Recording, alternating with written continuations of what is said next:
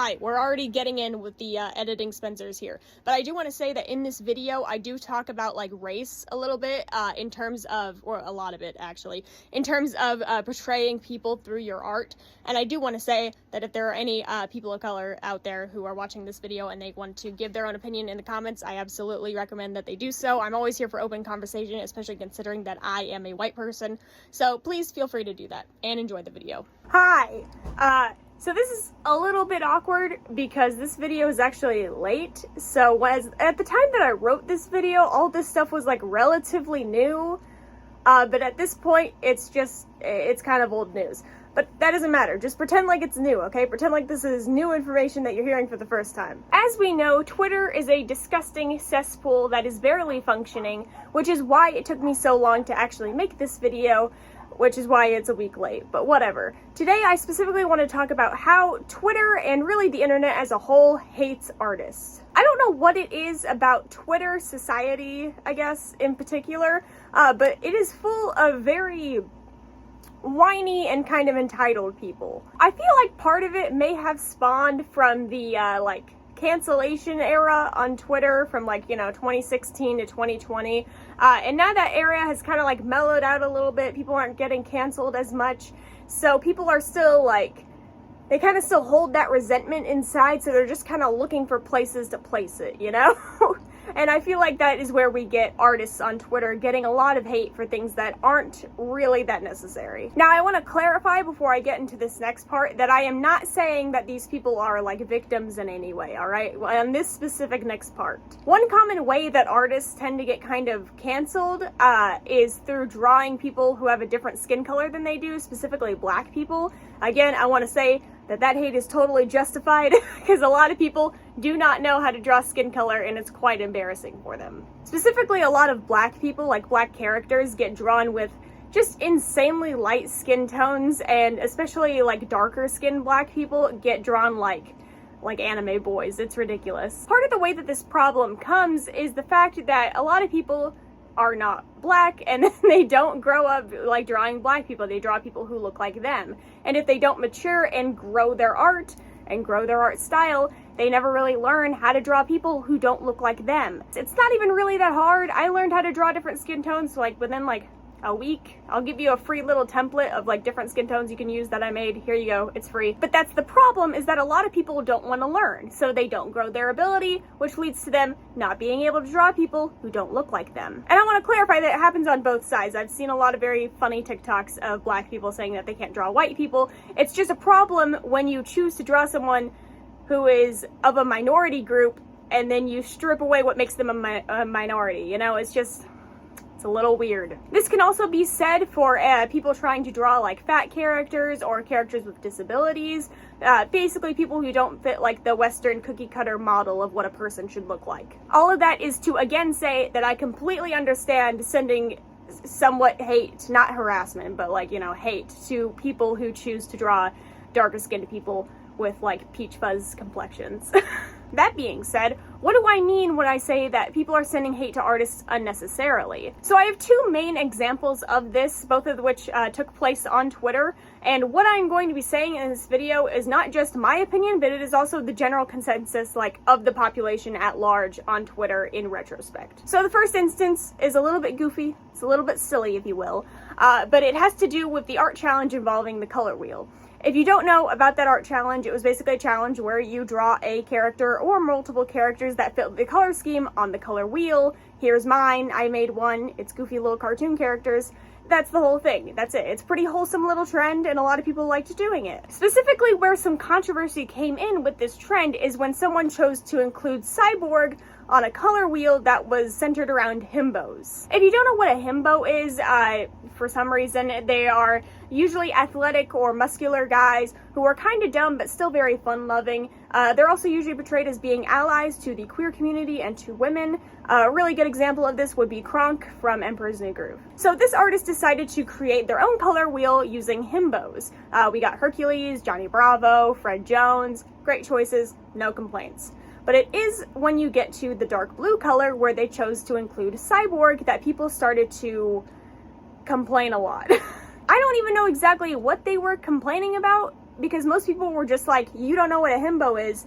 And apparently some people also said that it was racist. I couldn't find any tweets of that, but I did find a lot of tweets of people responding to this where they said that people were calling it racist, which I want to clarify that most of the people who are saying that it's not racist are black people on the internet. And reportedly, a lot of the people who were saying that it was racist were non-black people. Now, I do want to clarify that there were some black people who also said that it was racist, but a majority consensus at this point is that it wasn't racist. There wasn't really a problem with it. It's just that people got so mad to the point that this artist ended up taking Cyborg off of the color wheel entirely. So let's talk about the main problem that I've seen with Cyborg being included on the color wheel, and that is the idea of himboism. Many people felt that since himbos are generally seen as dumb or kind of stupid, and Cyborg is canonically a very smart person, they felt that it was an insult to his character. But I personally kind of feel like this may be a hasty generalization of the himbo stereotype, which is fucking stupid to say, but whatever, moving on. Yes, himbos are very dumb, but I wouldn't necessarily say that they're stupid, which may sound redundant, but let me explain. Dumb, at least when it comes across in my mind, doesn't necessarily convey unintelligence, but rather it conveys a little bit of silliness or maybe some absent-mindedness, which Cyborg absolutely displays in the show Teen Titans. And we can see that with other characters on the color wheel who are dumb, but not necessarily stupid. Fred Jones, for example, knows a lot about monsters, and he knows a lot about nets. Did you know that nets have been used in hunting for over 30,000 years? No one wants to hear your net facts, Fred. I know, but it's just I love nets so much. You don't have any idea of what they're made of and what they can mean to somebody. There.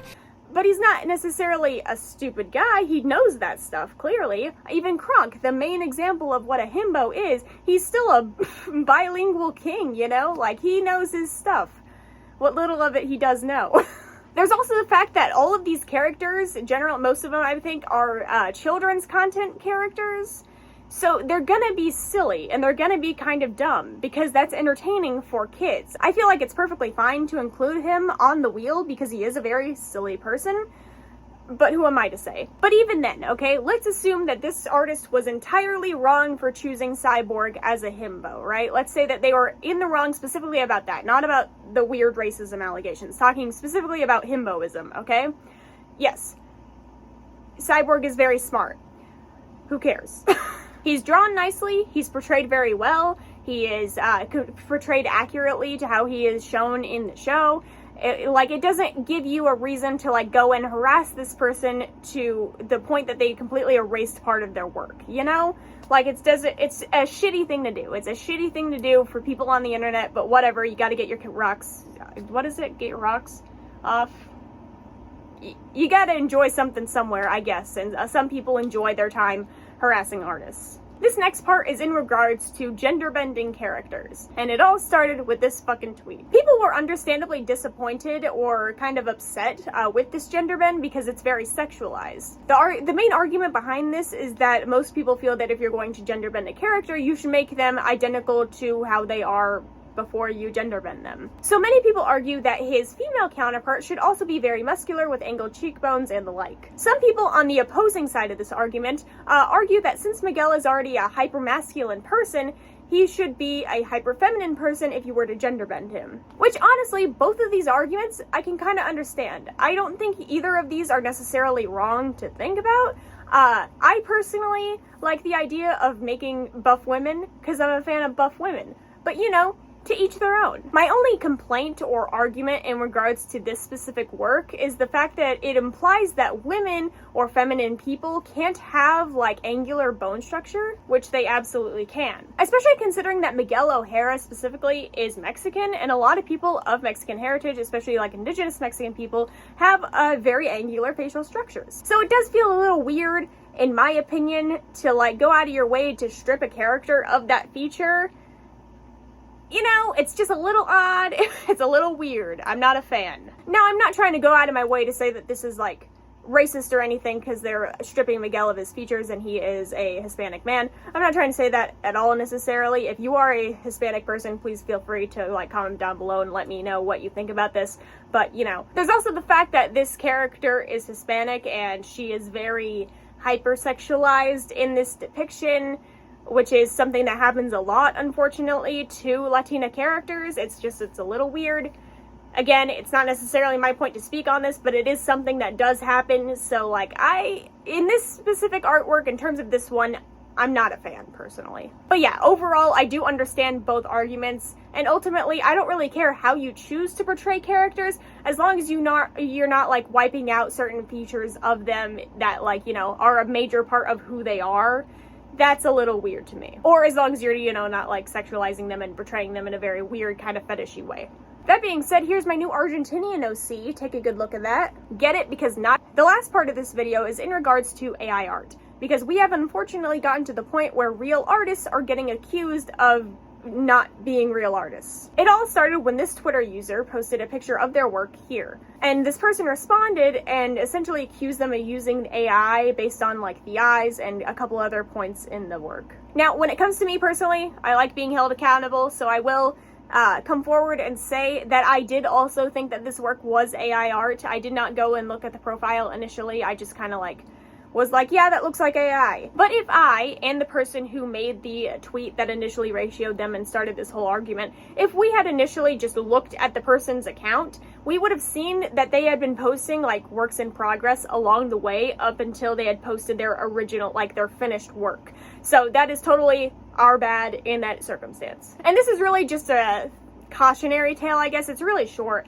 But yeah, like, just be careful. If you're gonna accuse someone of something, maybe make sure that they're actually doing that thing, because it's a little weird if otherwise, you know? But there is a positive upside to this story, and that is the fact that AI is starting to take influence from AI art, meaning that AI art is getting worse. So, good for us human artists, or real artists, I should say. Another good thing is that I talked earlier about how unreliable Twitter is. There's a new Twitter platform. At this point, it's kind of old news, but whatever. There's a new Twitter platform. You can follow me there. It's Threads. I will probably follow you back because I am desperate for friends. Let's go. But seriously, I hope that you liked this video. If you would like to open a discussion in the comment section, please feel free to. Be sure to like, comment, share, and subscribe. I also talk about politics, history, and Satanism, so be sure to check those out. Be safe and have a good week.